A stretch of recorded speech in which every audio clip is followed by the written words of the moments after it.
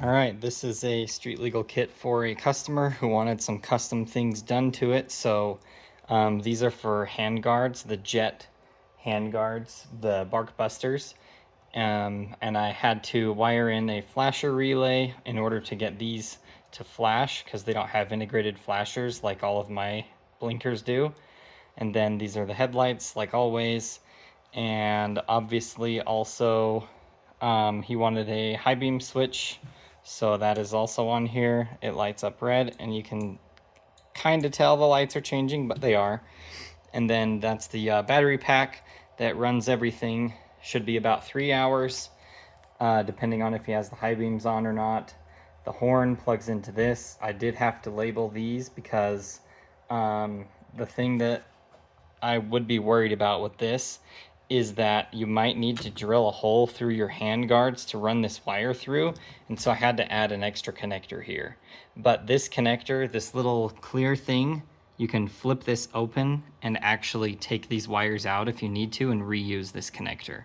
So just be aware of that. There's a little latch right here, and then I'm gonna also send you a little bit of heat shrink to just cover this once you figure out how long you want this wire to be. That's the other benefit of putting that connector there, is you can shorten this up if you want to before you reattach it. And I will also put that heat shrink in there so that you can cover this up and make it a little bit more waterproof, water resistant, etc. But anyway, so this is how this works. I don't have the other handguard blinker hooked up. I already tested it. I know it works. I just am showing you this for demonstration. So if I hit the right turn signal, then this blinker flashes just like that. And then the left, obviously I don't have the other one hooked up, but that's the tail light.